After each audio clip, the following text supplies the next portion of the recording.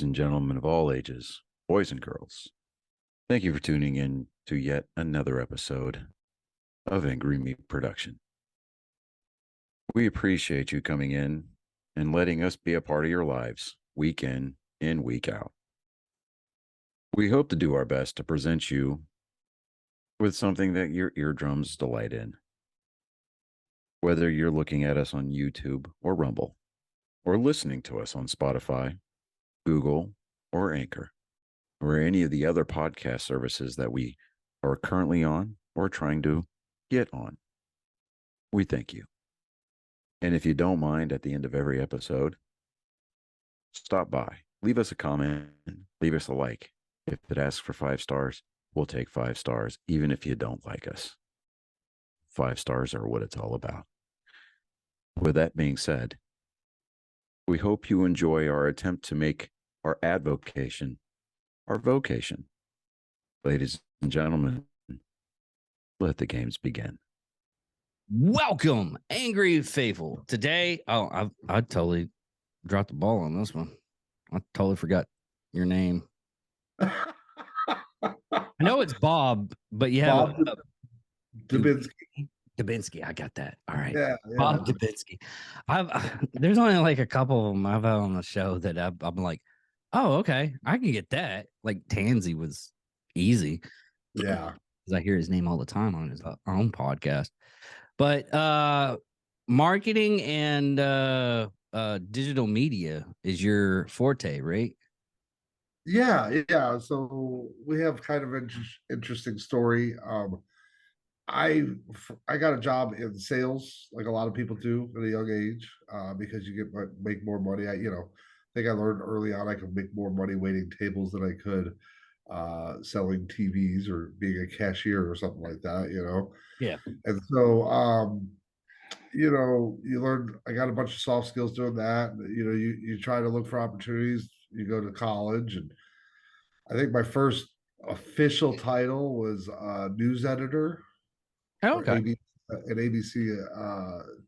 ABC television affiliate out in El Paso. I was going to UTEP at the time, and so having that type of opportunity was really cool. I wasn't really good at news editing. It seemed like the weekend producers always wanted to put so much into their show, and I wasn't getting the best supporting cast on the weekends.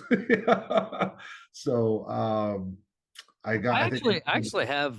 Sorry to interrupt you. I actually have Right. like a bad experience with the news. Only Yeah. because it's a long story. Columbine High, in the high school, we were called the Trench Coat Mafia. That whole bullshit happened out, but we were in Wichita Falls, and they edited it a certain way to where we were about to take down the school. Yeah, that's not okay. You see a lot of things in the news these days that weren't there, even 10 years ago. And even 10 years ago, we were, starting to see a slide in ethics then. And so, Yeah. it's hard to understand. I don't think the news agencies are all in this, plot together to but it is hard. We have laxed on a lot of the laws that allows conglomerates to kind of gather. And so most of the agencies or airwaves, so to speak, are owned by just a couple of folks, and so it gets harder and harder. Now, it's if you look at it from that angle, it's real easy to say, oh, there's a conspiracy and the news is the enemy and everything. But most of what the news consists of is just young people trying to get a career. Yeah. And they're out there trying to break a story any way they can. And unfortunately, not everybody has the same ethics. I think it's media literacy is so important in today's day and age because the more media literate we are when we're participating in something like that, it's very easy to tell what the angle is, and oftentimes you find out who you can trust and what publications you can and can't trust once you see kind of what they've printed or what you said and what they ran with, you know. Yeah. There's made no doubt about it. It's entertainment. It's there to sell commercials. I think that's one of the great things about what we have now with the internet is, pop culture could, like your show, for example, this didn't exist 20 years ago. You know what I mean? This would have costed us, a lot of money and resources and people to put something like this together. And so as media becomes more and more accessible and more affordable to produce, content varies. We end up getting all sorts of stuff, like almost everything behind you. There's some type of subculture that is attached to it. Yeah. And you use the internet and you find those like-minded people and you're able to connect that way. But that's one of the best things about it. But at the same time, you start looking at some of that, and sometimes what connects people isn't always positive or good, or fiction, for example. Yeah, especially what's happening in the news right now. Well, Kanye West getting like Oh, he's man. kicked off of like every form, and it's his own fault, really. And Yeah, well, I mean, you got to be careful. You can't, in this country, we have freedom of speech, but there are consequences to that freedom. yeah, you can really find out who's the douchebag really fast nowadays. We'll put a mic in front of them. Yeah. Let them talk for about 2 hours. Right, You right. can figure this out. Yeah, That's the people great thing about this media is, I can talk to a person for about 2 hours and everything. And funny story is I got a lieutenant in a police department. It was just a joke. He didn't really do it. He didn't hear me fully when he answered the question. Yes, I was like, because he was talking about going to see a Rocky Horror Picture Show. I was like, Okay. oh, you dressed in drag when you went to go see it. And he's like, yeah. It's like, are you sure you want to do that, dude? I mean, a lot of your cop buddies are gonna watch this show, right? He's like, yeah. Right. What are you talking about? You basically admitted that you dressed up like uh a transvestite for the Right. movie going out. It's like, oh no. I was like, can you edit that out? Oh hell no. Oh, hell no, no, no, no. Now we're No, gonna it's funny, like I said, subservient cultures are fun to be a part of. But sometimes there's reasons why they're subservient. You know what I mean? That not everything belongs in the mainstream. The yeah. internet's a great place for that, though. And there's so much going on. There's good, happy places to be found, though, and art and music is thriving more than ever. It's almost like it was back in the 80s, with the advent of MTV and that type of thing. Um, you're seeing an explosion of awareness, and people don't really need the machine to build that brand anymore. Yeah, exactly. I mean, I have a lot of cops on the show here recently. Yeah, One, it's one, it's horrible that they're getting treated the way they're getting treated. They're getting treated as like always the villain. That's yeah. all. They're all, even if they're doing the job right, they're the I mean, Well, there's certain jobs that are just not win. I used oh to yeah. do refereeing, for example. I What would was that? referee. I used to do refereeing, Oh, uh, okay.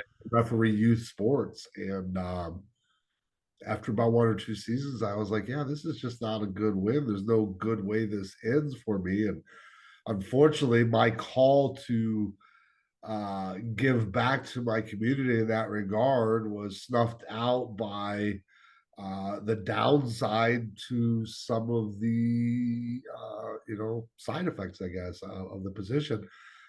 Cops are in a real tough spot right now. There's nothing easy about their job, and everybody has a bad day at work. I think that's the thing is, with social media these days, it's real hard uh,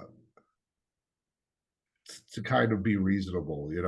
We go mad in masses. Everybody gets angry about the way somebody handled something, but put them in that situation and they probably don't handle it any better, and Yeah. so I think it's sometimes important just to kind of take a step back, take a deep breath, and you know everybody has a bad day at work. Unfortunately, when I'm building websites or selling social media or SEO or something like that, or a logo, nobody's going to die, and so that's a big difference between what I do and what they do, and it's tough. I remember walking into a friend of mine's office. He was a graphic designer at a firm here, and telling him, hey, these guys are looking for somebody at $90 an hour or something, and he scoffs like, oh, I'm worth 120. And it's like, man, cops are being paid like $22 an hour, and they're getting shot at, and here you are drawing pictures with a pen on a computer and think you're It's, worth e- $120 an hour. it's It's even just worse as a military because someone did the math on that and they're like, you could probably work at McDonald's, make the same amount of wage if you work like extra. Oh, probably less, Yeah. especially some of the other ones like Taco Bell. They're pretty competitive. A Yeah. manager at Taco Bell is probably making as much as an assistant principal in a school district, for example. Yeah. People don't That's what's crazy. realize, you know, sometimes what things are valued at. Yeah. It's so strange how we actually end up uh getting to the point of like we don't realize what the other person's goes through. And we don't value that person even though we don't know what they go through. Well, empathy is so very important in today's culture. I was having some struggles coming out of COVID with some of that. I felt like the last couple of elections did a lot to kind of polarize us from other folks. And sometimes we're so busy seeing the differences we have with somebody, we don't realize how much we have in common. And, when you go through something together, you start to have empathy for what the other person's dealing with, and even practicing it. I read a book recently called Never Split the Difference by Chris Voss. It really talked about practicing this thing called tactical empathy, and it really helps you connect better at the end of the day, because at the end of the day you just want to communicate with others.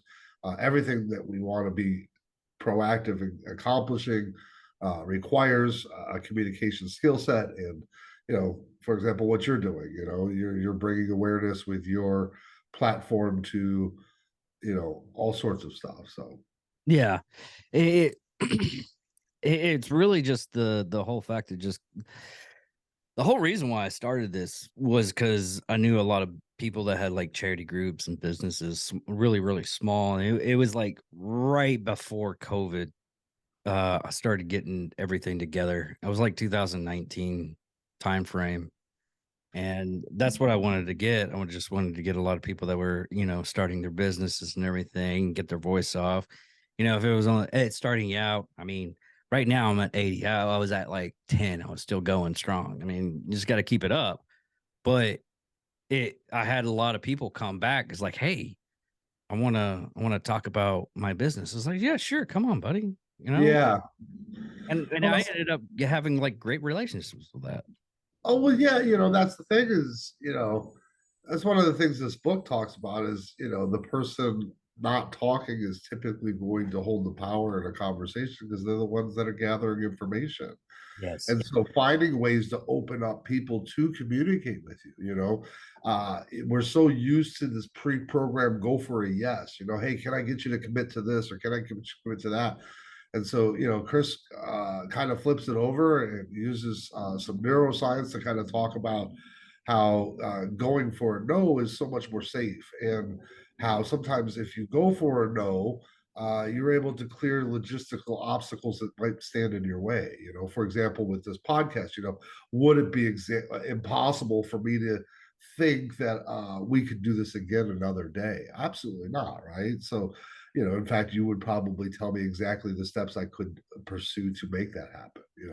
And so sometimes, going for that no and phrasing it up, it's just a little bit of a different approach. And the empathy part's so very important. You get people to kind of talk about themselves or what they got going on.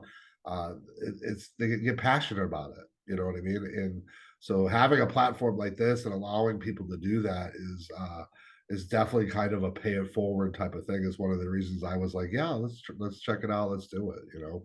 Yeah.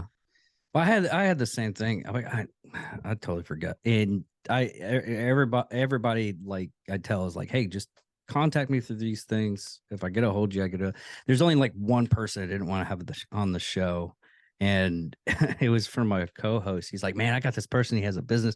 It's really going and everything. I was like, okay, yeah, just have him message me and I'll check it out because I'll vent the person. If I haven't met him and talked to him or anything like that, I'll vent the person.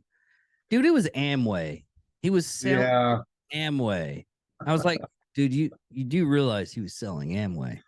Well, Amway. I mean, you could be passionate about Amway, but it's freaking a pyramid scheme. Well, let me tell you about my Amway. No, I'm totally kidding. You know, part of what I do is, you know, I work with Magik Digital, and one of the things that we do is really look locally to promote economic development in and around Texas by making, you know, web tech and strategies that are affordable and sustainable. And so we're a little different than what everything else that you're finding out there and stuff. And part of my job is to identify that. You know, you would think that everybody needs our services, and you're absolutely right. But I don't want to empower the wrong people to grow a platform of, you know, counterproductivity, so to speak. You know, sometimes people aren't finding success, and it's not because of their marketing, so to speak. So yeah, it's just basically their own personality.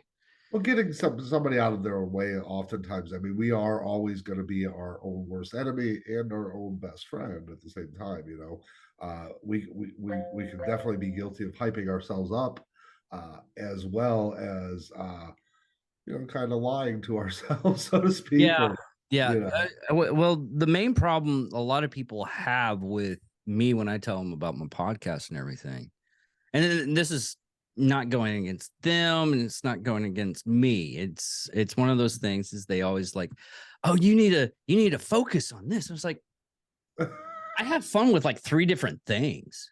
Yeah, I don't know sports, but I still like to have Johnny on. And he loves talking about sports.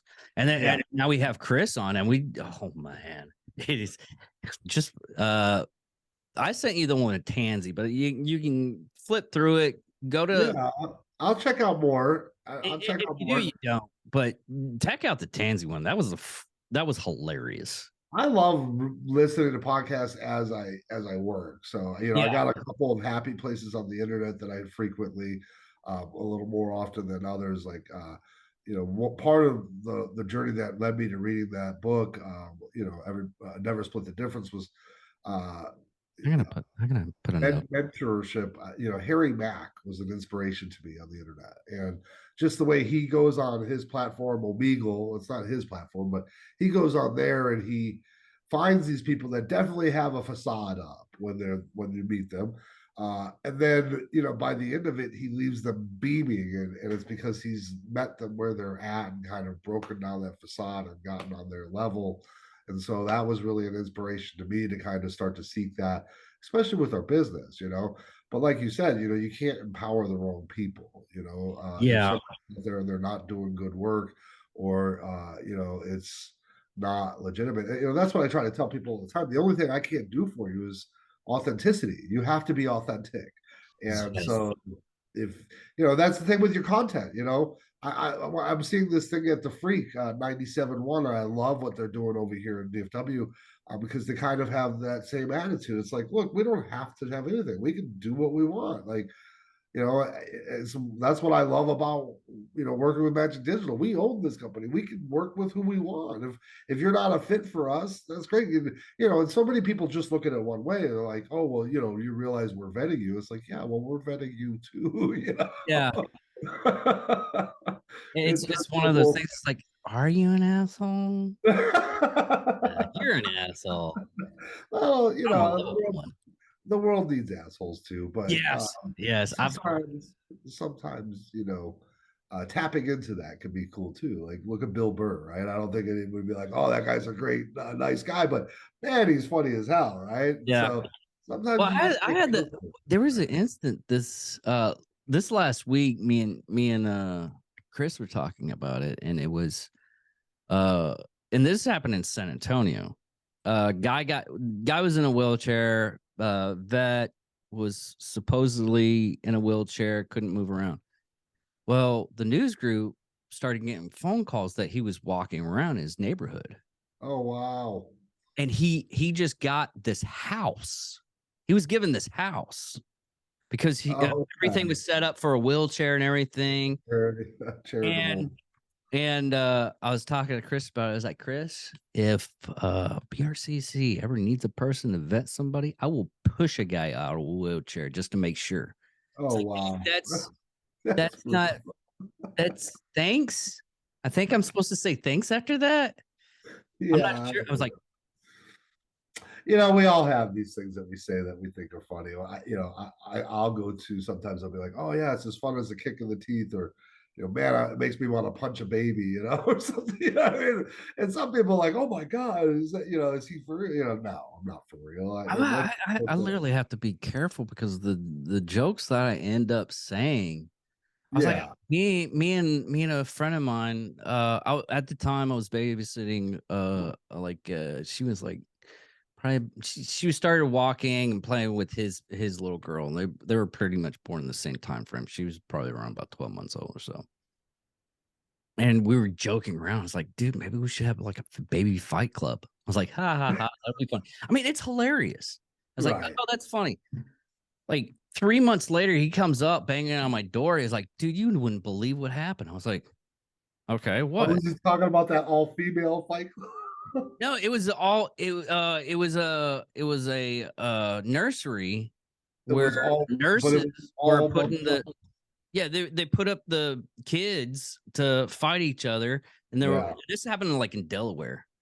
Yeah, I was reading something last week where it wasn't, it was a bunch of single moms that had put their kids in this. Are you fucking kidding me? No, I'm not kidding you. It's I don't, again, I try to stay out of the static. Like, there's some things I just don't want to know about or don't want to read because I can't unsee it or I can't unlearn it, And I know, we're in today's day and age, we're supposed to feel like we got to be part of every cause or something. But, some of my mentors right now is like, hey, if it's not on your vision board, maybe it ends up there next year or something like that. But sometimes that's a real easy way to kind of stay committed to what you have in front of you, because there's no shortage of causes out there, man. There's no shortage of fraud, so you really just want to try and make the best impact you can with what you can, and kind of move forward. You're not going to be able to do that if you're paying attention to every everything to detail, you know what I mean, in regards to these horrendous acts of humanity. It's like no shortage of it. Everybody at DFW right now is really going on about this little girl in the FedEx truck the other day, and there's this whole pink movement, and it's just sad and it's brutal, but it affects our community, and these there's no shortage of it, and it's like, hey, this one case is especially brutal. 7-year-old little girl dead, but this is probably not the first time this has happened either. And it's like, what about the last little girl? How come she didn't get the same exposure and stuff like that? And so it's just tough. There's actually a good reference with that. Because I was looking up data for the serial killer podcast. Okay. And hand to God, this is the reason. If the person that was murdered, like Ted Bundy, he murdered beautiful women. That's the reason why it got a lot of play. Now, the one just recently that happened down in Dallas about the guy that was like injecting, it's still going on. We still got to do a little bit more with it. But the guy injected the chemicals into the IV and killed old people. Oh, wow. Well, it's not a lot of people know about that guy. Right. Only because he was doing it to old people that were ugly. Yeah. If you're beautiful and everything, you're young, beautiful. Right. I mean, you And look at the Juarez murders for what, a decade or more. There was a serial killer going crazy down there, and hell, half the people here in DFW probably never even heard about it. yeah, It's crazy. It's crazy. It's all part of the thing, though. That's what I try to tell people. Is like, stop getting involved in every cause. Stop trying to give your attention to everything because you really can't make a difference there. What you need to realize is you're creating your own algorithm by your behaviors on these computers. So if you're just looking for the next tragedy, that's what you're going to start to see all the time. And yeah, so try to look for the good, try to balance it. If you're not seeing the type of content you want to online, start pursuing it, because then they'll start showing it to you more. You can really kind of self-design your way out of this nightmare you're in as well. So. yeah. Like just recent. I mean, I bawled my eyes out when I was reading watching this story.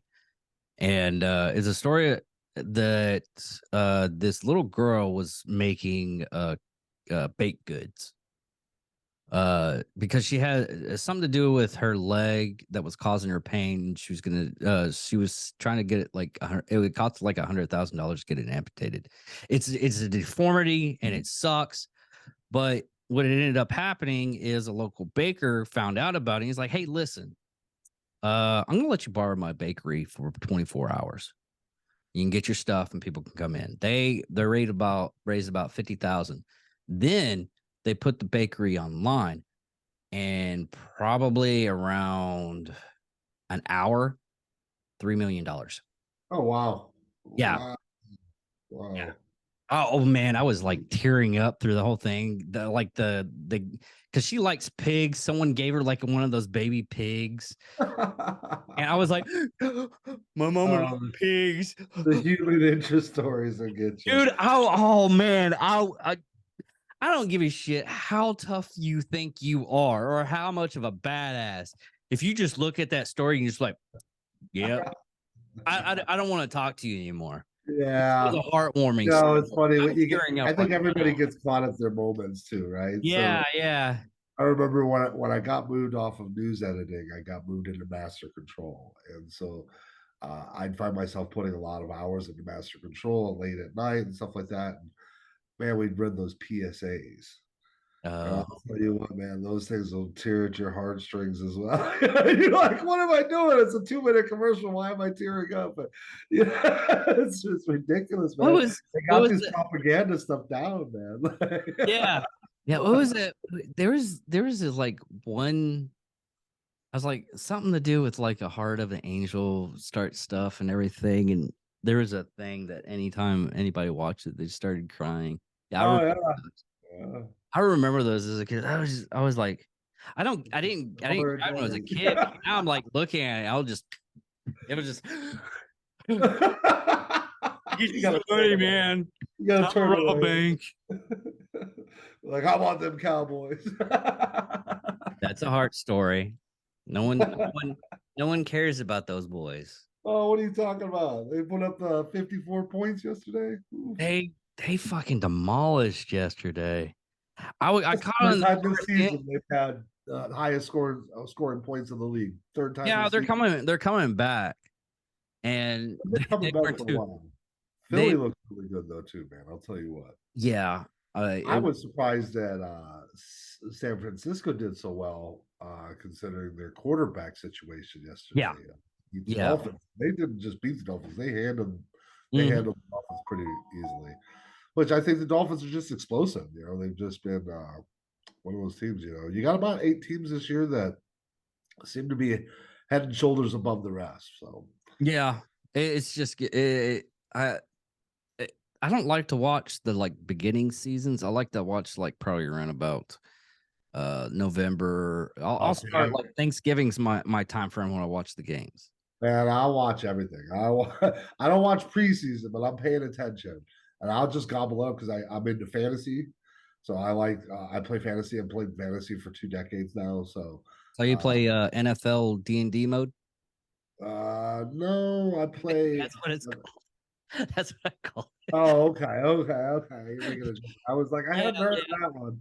I hadn't heard of that one, but No, well, a bunch of when I was working corrections, they were doing fantasy football all the time.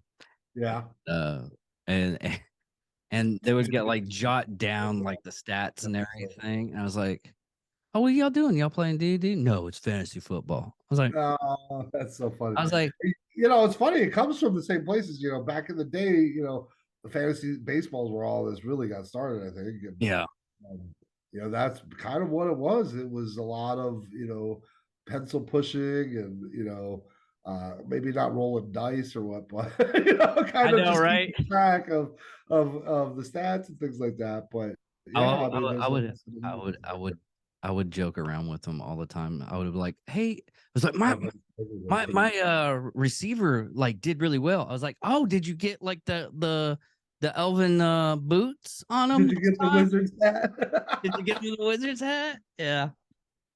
I do that in hockey all the time. I play online hockey. And so when they put me on defense, because I don't like to play defense very much, I start acting like I'm a wizard.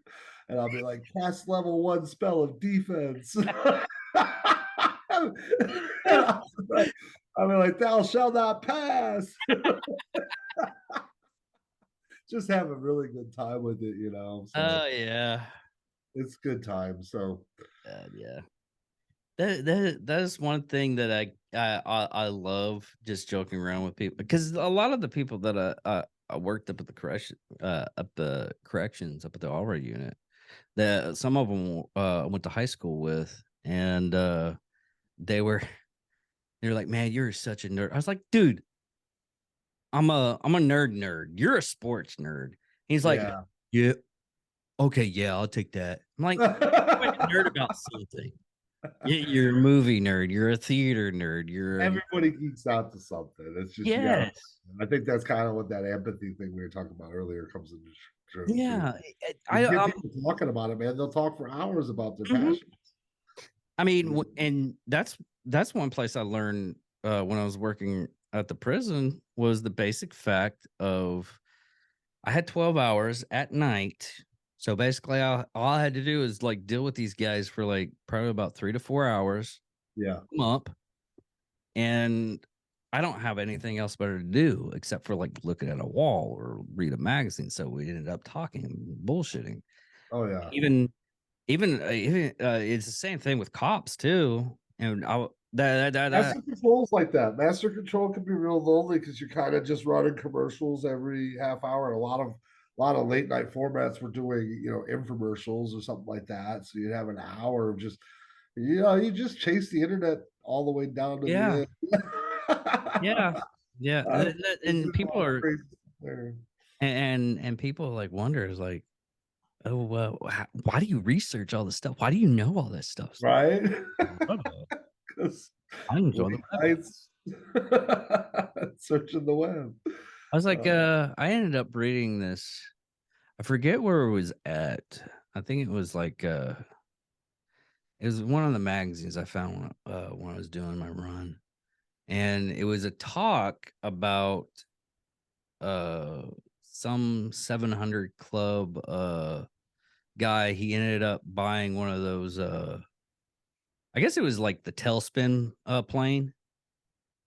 And what he ended up doing was setting that plane up to where uh any kind of drastic uh disaster and everything, he'd go and help out. He would like the churches around him would gather up all the necessities like water or whatever, and they'll put it on the plane. They'll go out there, and for a minute, like the big one was Hurricane Katrina that he helped. This guy helped out, and his church group helped out with. They paid for the gas, they paid for everything, and it was just a noble thing. And I'll tell that to somebody, and they're like, "Why do you even know that?" I was like, "Dude, I had a lot of time about nothing, so I'd grab anything to read." And That's I'm kind of upset on myself. I don't read as much. I try to tap my clients into this because my clients sometimes they just don't get it, or especially the potential clients, sometimes because again, owning a digital agency, we we were specific. Like my wife owned it before I got there, but all the work was getting shipped off overseas because they kind of knew what it was, right? And here in America, I don't think we always understand or know what we're looking for. We just, we're like, oh, I need a website. And so a website's a website's a website. Kind of like a car is a car is a car. Until I say, hey, you want to drive my car? You're like, well, what kind of car is it?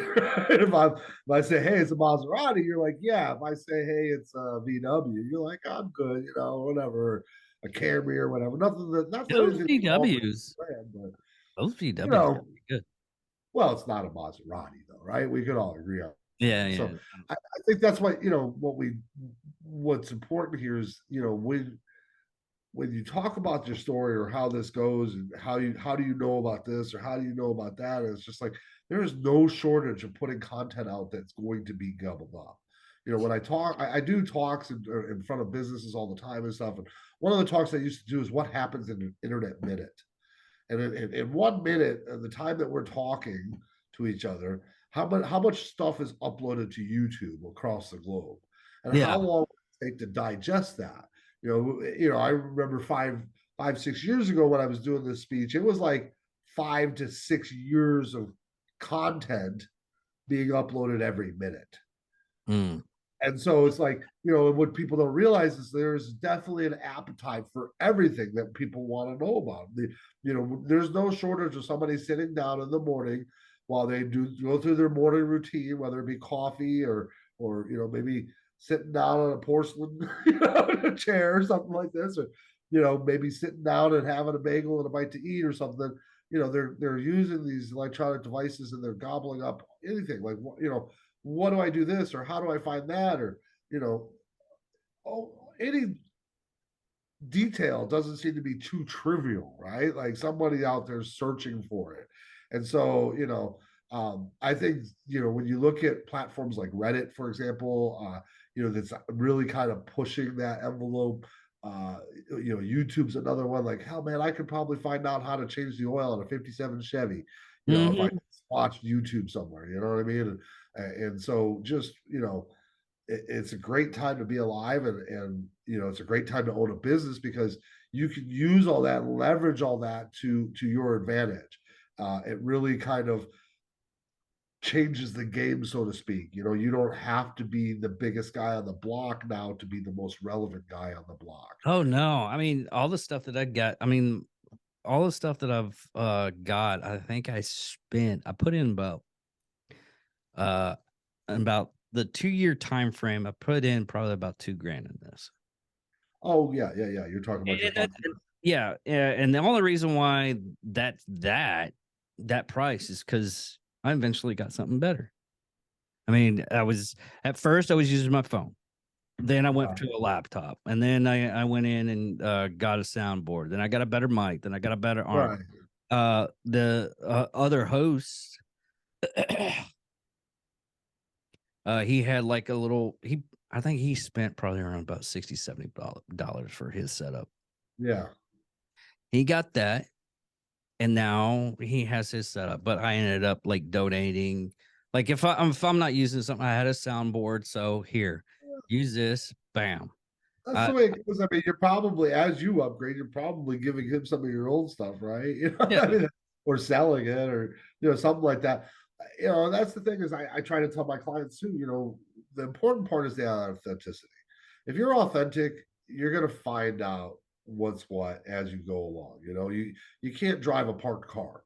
And I equate it to baseball a lot of times too. The best we can do in business is to fill in a lineup card and get out there and start playing the game. You know what I mean? If I'm going to start moving players around, I got to have them on the field first. And so you'll find out real quick, who makes good cookies if you're a cookie maker. You know what I mean? You're going to find that out just by the nature of things. And so, as you go about this journey, you're looking at soundboards, you're reading up on soundboards, you're reading up on microphones and microphone stands, and you're reading reviews and finding out what people have to say. What people don't realize is there's ways to leverage all of that information to create a better brand for you. And so the more of that information or those tidbits that you can get in front of or put yourself in front of, the better your business is going to be for it. And there's kind of a method to this madness.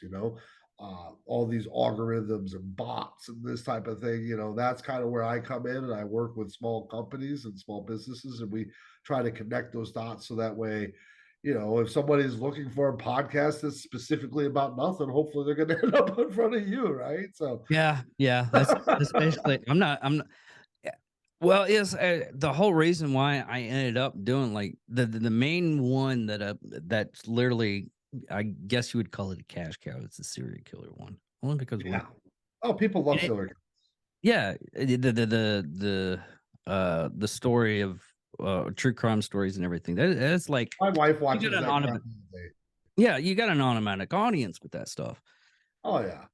And what I ended up using that as like at first I used it as a news as like, hey, here's a serial killer podcast, but we got these other ones you can check out. And what ended up happening is a friend of ours that was a truck driver, she ended up loving the serial killer podcast, but she was telling us like, oh yeah, he has all this stuff. You can check it out just on one stuff. Yeah. And well, our main audience now we're in like 12 countries. So Wow. yeah, Cool. I'm surprised about that. I was doing I very rarely look at I know I'm the lead of all this stuff, and I'm supposed to like look at the data, and I very rarely look at the data. That's the thing though. That's why you have guys like me. Most of my clients, I try to tell them, look, do what you're good at. It's for you to try and waste your energy or time to do anything else other than what you're good and passionate about. It doesn't make sense. Bandwidth. Get other people. Yeah, bandwidth. It's exactly right. We only have so much bandwidth, right?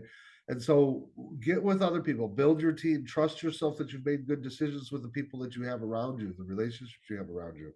And I wouldn't be doing my job if I didn't plug us one last time. Make sure you let people know, because I am kind of doing this as a work interview.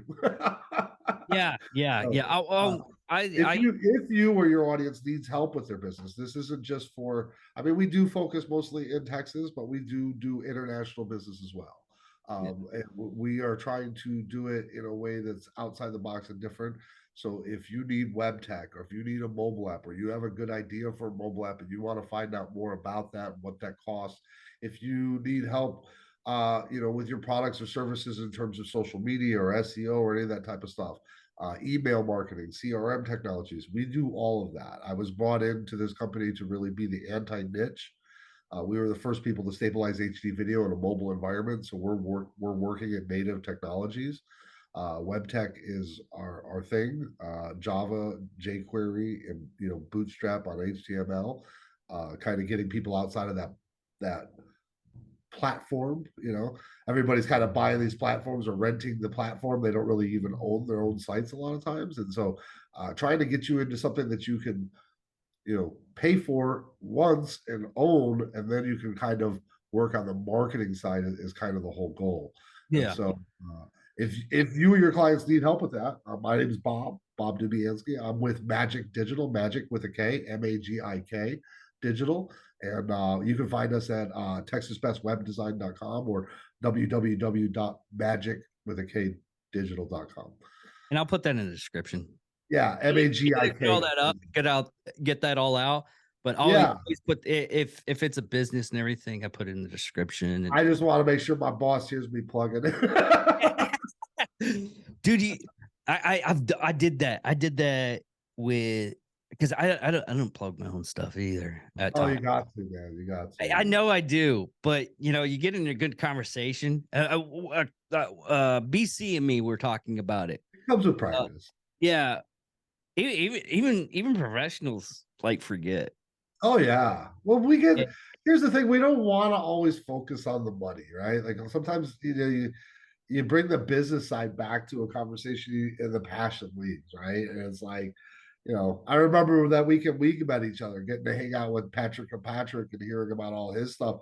It was like I really had to pry on him to start plugging some of it. But once we kind of opened that can, it started coming out, and so people, once you learn how to plug your stuff, you'll be good at it.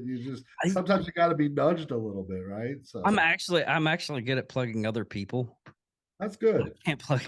I was There's like, nothing wrong Ta- with that, man. like It's Tansy, always good to plug other people. like Tansy's new book, Pig Latin, is supposed to be out soon. It was supposed to be out in November, but I can't find it.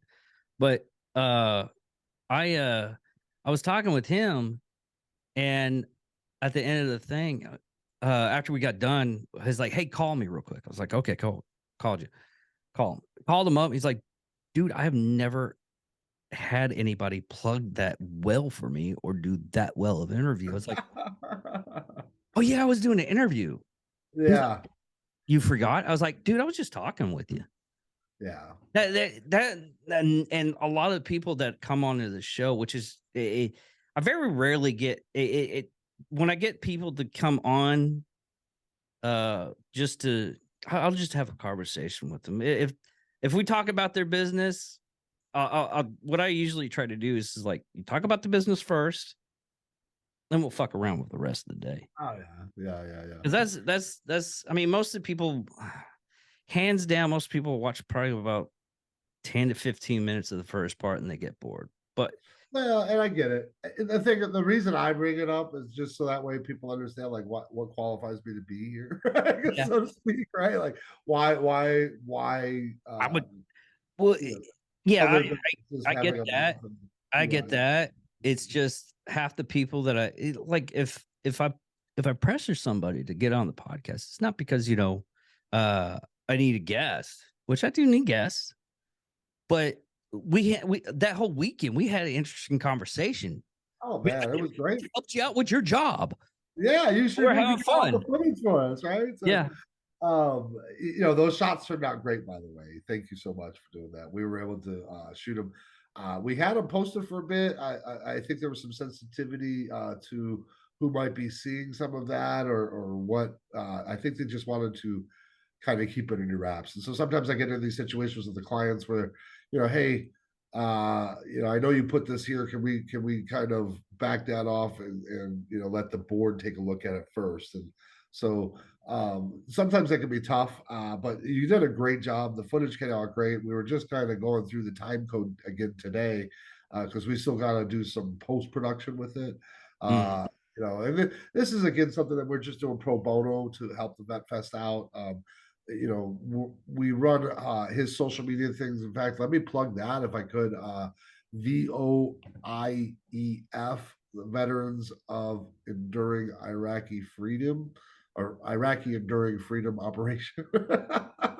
It's a very, very mouthful, but yeah, we're running a Facebook and Twitter campaign for them and Instagram. They're trying to put together a mobile kitchen. I think that's what the whole Vet Fest thing was Yeah. all about, is to try and get a mobile kitchen.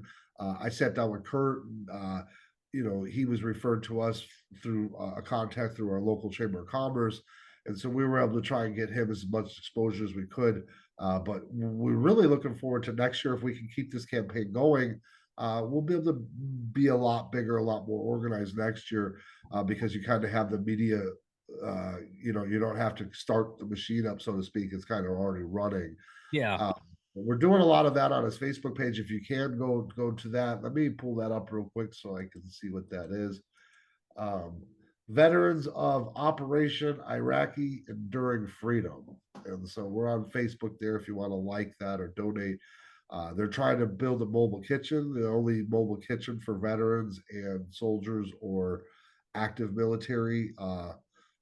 Soldiers is such a bad term because I just found out recently the Army is soldiers. If it's Navy, they want to be called sailors, and if it's Marines, they want to be called Marines. So, Yeah, it's more or less veterans or military personnel.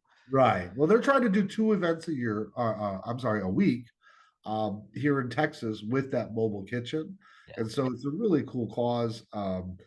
Kurt has a passion for it. And he wants to help serve veterans who have served us, and we were happy to be a part of it, and hopefully we'll be able to grow it. So, and it was really cool to meet some of the people, like meet you and Black Rifle Coffee and some of the other sponsors. Window World was out there, and the Jump Team. We didn't get much Um, with the jump team because they had to go down to, I think they had to go uh Keller, Texas. Keeler? Keller's right up by us. Yeah. Yeah, they had to go. It was like as soon as they did that jump, they had to pack up and go to the next jump. Oh, did they really? I had no Yeah, idea. that was. Yeah, that's why they it was like, hey, we'll come on the podcast, but you have to email us. We're trying to get a hold of us. I was like, okay, no problem. Yeah. Yeah. And I just Well, had it's cool. It's cool. I mean, I thought the venue was amazing, to be honest with the you. venue I was hope they do it there freaking again. fantastic. Because Chris ended up getting because I don't drink as much as, I mean, not to say, luscious. Is some other guy? Yes, he had that sommelier. I'm not a sommelier, although I know one person that says he is, and he is spot on the trolling of freaking wines. It's freaking hilarious. Yeah. But Chris got this drink, and it was it had like crushed blackberries, mint. It was a mojito, but it was with crushed blackberries in it. Oh wow, sounds divine. Dude, I literally I was like, what are you drinking, dude? I was like, dude, it's fucking, I've never had anything this good. I was like, no, and I had a drink. It was in a plastic Like a cup. sangria mojito. It was a blueberry mojito, and I drank it, and I was like, we're in the wrong place, man. We are in the wrong place. We shouldn't be here. He's like, I know, right? This was actually cheap. I'm like, we're in the wrong place. One of the things I love about moving down here when I first got down here was all of the and maybe it's not just here. I guess I've experienced it because I'm here, but all of the mixology going on in the bar scene and stuff like that. Like, I'm a fan of Manhattans and old fashions and good whiskey and stuff. And so, when you get somebody that's making some different stuff or outside the box and it's really good, it's fun. I remember very early on, the early days of Magic Digital, you could catch us at the usual, just kicking back there on a Friday night, because I could drink 4 or 5 of those things quickly, So I'd want to be right there on the near south side where I could walk home. We were right up the street from there. So, but yeah, there's no shortage of a good place to find a drink out here in DFW. No, it's not. I mean, and all the local distilleries now, they have so many distilleries out here. Well, Tansy, the guy that was he was a cop, and now he runs. This is in like North Carolina though. But he has a rum distillery in North Carolina. A lot of people have that nowadays. I mean, there's a brewery down here, downtown Wichita Falls. That's a great. And I was thinking, I was like, oh man, it's probably one of those rundown. Oh man, they got some beautiful breweries out here. They got Raw and Sons out here. You have that Black Eyed Pete vodka's out here. You got Tito's. You got a lot of different distilleries out here. That are making a lot of different places. And I'll be honest, I'm a fan of all of it. We've been big on the dispensaries as well. I remember early on, Magic Digital was considering buying a tour bus and just trying to work with dispensaries for a couple of years, because we found them to be in cash rich situations where they didn't mind spending money on marketing. That's because they have to. Well, okay, not to get in the business plan of that, but dispensaries are still not considered lawful, even though they're whatever state you're in. I think that's kind of changed in the last quarter or so. I think some of that started to come full, but yeah, that's exactly why we wanted to make it a mobile thing. Like it was, we were going to go from town to town and just, once we get their website or web tech established or their marketing established or their brand, so to speak, those were fun logos to work with. And because we did HD video in these mobile environments, being able to show a time lapse of a plant coming to fruition, it's beautiful. I mean, this is nature at its finest, and it's all the same reasons I wanted to do it with Richard Rollins from Gas Monkey. It's like I want to put his donuts front and center on the website. You know what I mean? So anything that appeals to itself to kind of outside the box. Because let's face it, I don't get any shortage of insurance agencies or real estate agencies or chiropractors or that type of professional services. So anytime I can get something kind of fun or sexy or lean, green, or mean, it's fun. We're gonna try and take advantage of that because it really gives us a chance to kind of show our dedication to the art of design, so to speak. Yeah, and that's a lot of people. I mean, nowadays, good lord, the stuff. I mean, just the stuff they're putting out now is like my main thing is I just love comedy and Oh yeah, and action movies and everything. I But love. yeah, a lot of the comedy that's being put out. I mean, a lot of people are upset they don't make very many comedic movies. And if they do make the comedic movies, it's like cookie cutter. It's like, oh, this worked, so we'll just keep on doing it. Yeah, But you have a lot of comedy coming out, like TikTok, YouTube, all this stuff, and it's just I feel like comedy's on that. hilarious. Yeah, I feel like comedy's on that road that music is. They're finding out like, hey, I don't have to sell my soul, and like, Mhm. imagine what Eddie Murphy would be today without all the Nutty Professor crap.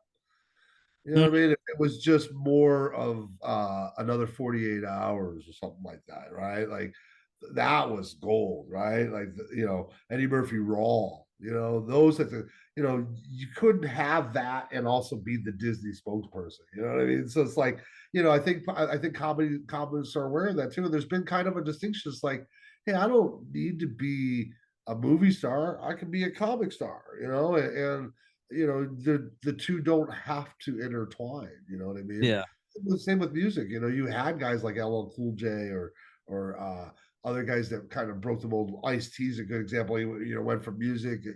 He's still doing music, but he's by far a bigger movie star these days than he ever was, or at least a television star. yeah. Um, you know, I and I love don't. his stuff. His stuff is actually really good, great. Oh He's yeah, there's a lot of good music out right now, man. I don't yeah, know if you paid attention to Coast Contra. What they're doing is kind of like seeing a resurgence of what Wu Tang was at one point. yeah. Getting to see, Even just Wu Tang. I mean, if you look at Wu Tang, they went from making music and uh God, I can't remember his name, but he did he does a lot of the kung fu movies because he loved kung fu movies. oh yeah, oh yeah, Guy that does this last one was the guy in with the iron fist. yeah, yeah. The Marvel one. No, it was straight his. Oh, okay, okay. I was thinking, Not iron fist, but uh he basically he got his arms chopped off and he had he put iron fists. oh, okay. Uh but it was really good. I mean, they had Russell Crowe in it, uh David Batista. I can't remember his name. I'm No, gonna have to look it up now. it's a great time to be in music. I mean, how Method Man's putting out music these days today. Like I saw something with him last week with him and Ice Cube in it. Immortal Technique was in one of these with him just recently. They just put an album out. Snoop Dogg just released something new last week, And that's the thing is if you're not paying attention to the socials, you're probably not catching this stuff. Because it's not highly advertised. They don't need to uh, do all of this and that. They can sell their merch by just putting the song up and putting links to there. Heck, Chris Webby, I think he's put out more music in the last 3 years than the rest of the industry combined because Yeah. he does his Webby Wednesdays and it's like every week like clockwork, and watching what Harry Mack's doing with Omegle bars and Gorilla bars and this type of thing is really cool. But this isn't just happening here, it's happening all over the place, with almost any genre of music you can think of, not just hip hop, Um, By the I way, RZA. yeah, I yeah, totally forget about RZA. I was like, it was one of them. RZA, yeah. RZA. Yeah. But no, I think that's who the big guy is right now, the producer, and I don't pretend to know much about this. I'm a fan. I'm a fan of the music and stuff like that. So it's hard to really keep track of projects because you go down some dark some rabbit holes there that there's just so much talent. Mhm. Black Thought, for example, with him and the Roots, and most people have no idea. You look up Black Thought when he's on Funk Flex, and you tell me that you got a better freestyle artist out there than that.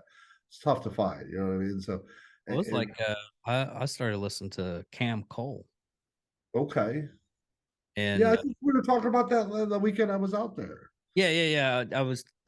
I was shipping it to BC because he was like, "Hey, what music do you listen to?" Because when we're on your podcast, we didn't go on music, and on our podcast we talk about music. I was like, check out Camp Cole. He's like, Camp Cole, who's that? I sent it to him. He's like, dude, who is this guy? I was like, is he one? How big is his band? Because it sounds like a lot of instruments. It's like it's one guy. It's like no. Yeah, yeah. Well, it's crazy what you can do with a sampler these days. I think that's the important part to getting out there too. Is like you can't just do it on an online environment because people don't really have an expectation. Music is one of those things that have to be performed. You know what I mean? Guitars for Heroes, for example, that weekend when we went out there to the venue, I believe they landed a full-time gig out there because of that. Yeah. Because the owner loved what they were doing and what they were part of, and it was something they could really get behind. And you never know. A lot of times, there's a brand that's looking to partner up with something. I'm trying to tell a lot of my clients, hey, look, let's find a nonprofit for you to start sistering up with, so that way when you see their logo, you see your logo, and really they become synonymous with each other, and so that way you can kind of further your cause, or. And it doesn't mean that you have to be only dedicated to one cause or one charity, but it's the one that you kind of get to be known for, so to speak, right? Yeah. And so you can do that in a number of ways with music or film, and seeing kind of what's going on with small films and short stories and stuff like that. It's a really cool time in there too. And the internet's just changing a lot of the ways that we have figured out how to go about doing this, and it's neat to see all the different layers. Your podcast is one of how many being shot today, for example. You know what Probably I about mean? 600 million. Right. I'm not that special. I know that. I'm not No, I big of don't an mean to say ego. that. I don't mean to put it like that. I mean, No, we're no, no, all no. You're right. I mean, I was like, I have no delusion. well, a rising tide, right, Yeah, raises all boats, right? but So, it's the one that just keeps on going and takes the punches and everything. It's like, man, how long have you been doing this? Well, it's like comedy. I was dipping my toes into comedy, but I have too much stuff going on that I need to like back off because I might so not. who are some of your favorite comics? Sam Kinison. Oh man, he's great.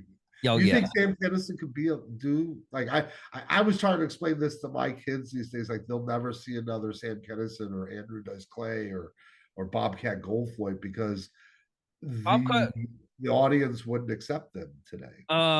Sam Kinison, they're in my opinion, uh I don't think I think you could still have Sam Kinison because look at what Bill Burr does. Bill Burr, Yeah, Bill I Burr, think Bill Bill Burr's Barr's kind. I not think Bill Barr's kind of had to find his niche, even so to speak, to stay in there. But watch his latest dude, thing on Netflix. it's great, man. I Dude, watch that's Netflix fucking to joke. hilarious. Johnny Chen's one of my favorites right now. He's just so funny. Who was the other one? I was from back Andrew Dice Clay was all right, but he doesn't he his stuff was back in the day was just the shock value, and he's gotten away from the shock value. It was like a snap of a finger, and I knew he was going to be gone. I mean, right after that movie that he did, Ford Fairlane. Now that was hilarious. That was a great movie. My hair. My head. But no, I still believe Sam Kinison could get away with it. See, I like to hope he could, but at the same time, I just feel like today's audiences are too sensitive for that type of stuff. You know? I don't no, I don't. Okay, look at fuck, what was it? Peacemaker. The HBO Max TV show with John Cena. Oh, okay. Yeah. I watched it. I watched Yeah, the it was watched it was very, very trashy. Yeah, it was very trashy, but go back and watch Sam Kinnis. No, go I back feel and like watch it's like been maybe a Blazing minute since. Saddles. Yeah, exactly. That's what we're talking I about. We're would talking still about it's one of those things is I would still if my world of thinking is people are always saying it's like, oh, in this day and age, it wouldn't everybody would be against it. Yeah, the critics would be against it. Critics are against Bill Burr. Critics are been against Dave Chappelle. But yeah. here's the thing: nobody listens to critics anymore. Yeah, yeah. I mean, but there's no shortage of people getting canceled, you know. Oh yeah, For oh whatever yeah. As long reason, as you like I you said gotta keep before, it. we go mad in masses. We come to our senses one at a time, you know. I okay. Sam Kinison didn't do any like he was raunchy, It but was he made it work. I was yeah, like, I was talking to a couple of my comic friends, and we were going off. And he was like, "You can do a racist joke and be white, but it better be damn funny. well, I you mean, gotta have it would have to be behavior. like hilarious." Yeah. Well, I see guys all the time doing uh pushing the envelope. And I think YouTube's another good example of that. You know, you get to see some outliers and you know, these things have a way of changing us. I mean, if you look at Borat, for example, you Oh know, yeah, parts of that movie where I find myself laughing, I'm like, man, I should not feel like this. Like this should not be funny to me, you know. And 10 years later, I go back, I try to watch the second one. I couldn't even get through it. I there just was there was a scene where he was wrestling the other guy, and he almost died. They almost jumped the ring to kick his ass. They had to rush him right out. oh But wow. yeah, but we need that punch of an envelope. We need to push it. Well, And comedy's got to be one of those areas of sacred, you know, where freedom yeah, of freedom of choice and freedom of speech is protected. You know, and a in lot. most other areas, I feel like people are fighting for some of these freedoms for the right to be lied to. But I think Mhm. Chappelle right on the nail with this. You know, this is sacred. You know, we have to be able to talk and joke about these things Oh yeah, as a people. So it's like it's like my daughter. She she's 16, but and I tell her it's like more.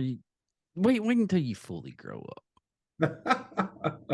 because you don't. Because she's like, I'm a lesbian, asexual. I'm like, wow. you know how contradictory you are right now. Yeah. She's like, well, I might be. I was like, Maura, just wait it out. Just wait it out. It's so It's different so compared to our generation. My generation X, we didn't want to be labeled. I don't no, want to be and labeled I my still hate. neighbor. Don't call me that. Don't call, you know, I don't want to be associated with that. I am me. Yeah, And it's just such a different time now. So it is kind of hard to wrap my head around some of that. But well, look at the music industry right now. You're not. What was it?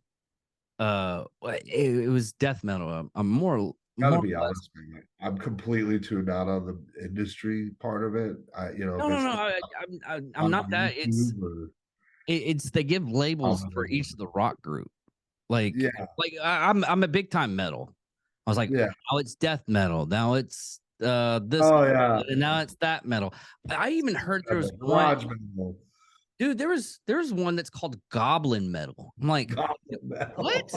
metal. Oh, that's funny.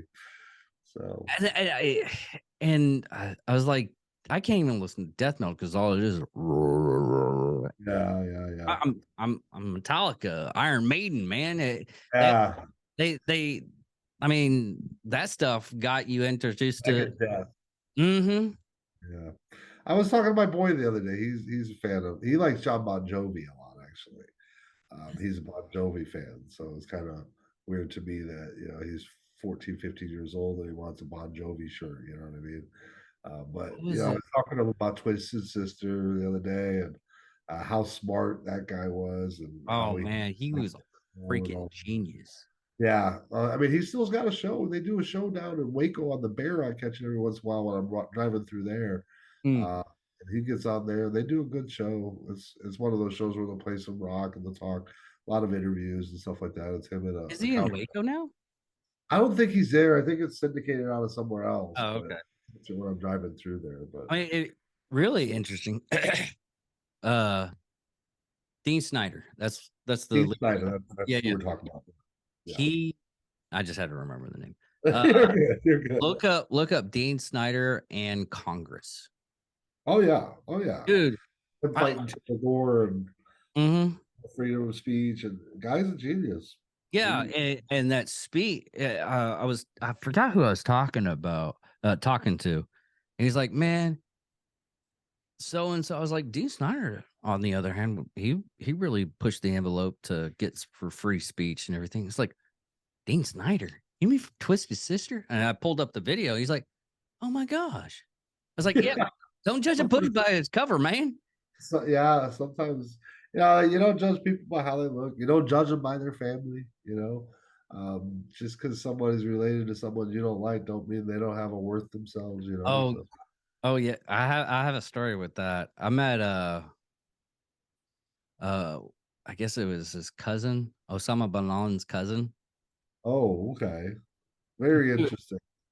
yeah, I had to do a bunch of stuff in Bahrain, and I was talking to the store owner. I was just getting some pastry stuff for our base. Uh Basically government wanted me to spend a shit ton of money. But I was talking to this dude. I was like, "Oh man, you're not all that bad." He was like, "Yeah, but one of my cousins is bad." I was like, Oh, you had no idea how bad. Who's your cousin?" I was like, I don't want to say to you, you're American right now. You would probably take." Oh, I was dude, like, that's so funny. "Who the fuck is your?" No, he was like, "Yes." I was like, "No, yes." But he was the most delightful man I have ever met. And then I was like, It, was he always a crackpot? Always a crackpot. It was That's funny. but it's one of those things is like I didn't really believe him, but it's still a good story. It sure But is. yeah, oh man, it's just you just can't really go out because it's like if you met my sister, she's had her problems in her life. And even now is like even we went to Thanksgiving and she was like, "Why are you being so mean?" I was like, "I'm not being mean to you. You're being an idiot. And you need to be like I'm letting you know that you're being an idiot." It's like, I'm not being an idiot. I'm like, well, there's like three things that was happening. I was talking to my brother-in-law. My brother-in-law, we knew each other since high school. We're and she's not married to him. He's married to my stepsister. Oh, okay. And what had happened is I was talking to him about one, we were talking about whiskey, and we were making he was making me old fashioned. And we were having a conversation. She would butt in. She was like repeating his or mine words. I was like, "Amy, stop being a parrot. Get the fuck away if you can't stop." That's rude. I was like, "No, what you're doing is rude." then me and the friend that she brought in that she wanted to be boyfriends with, one of the dogs ended up biting him. And the brother, the bro the no the nephew, I was like, "Hey dude, grab him Take him inside. I was like, I can't get the door. I was like, all right, knock on the door and get somebody to get in there. I got to patch this up. And he goes in and he's like, no one's opening the door. And I was like, I opened up the door. I was like, and she just is like, I missed the door. Ha, ha. I was like, Amy, you need to stop right now. And we needed somebody at the door. You're closest, right? She's like, yeah, but I was like, she's like, you don't have to be so. It's like, your friend that you just brought in just got bit. I'm patching him up. You need to shut the fuck up. And after a while, she's just like, why were you being? I was like, Amy, you don't know what you did. So I'm not even gonna deal with it anymore. Sometimes you gotta learn to read a room. But yeah, David, I want to thank you so much for letting me come on today, man. No problem, brother. Appreciate it. It's been good. We'll have to do this again sometime. Yeah. Just let me know, or I'll pester you. I'll probably pester. Yeah. Don't worry about it. Don't worry about it. We'll get on. If you ever have a panel or something you need me on, let me know. Yeah. Oh man, so many people want to be on the sports show after I tell them the sports show. Oh, I don't mind being on the sports show either. I love talking sports. So everybody that when we were on that weekend, it's like, oh, dude, you got a sports show? I was like, yeah. Yeah, I do a lot of sports. I do a lot of talk radio too. So really, I'd be happy to plug your stuff if you have some things coming up that you want me to know about. Give me a list of some of the details you got going on and where.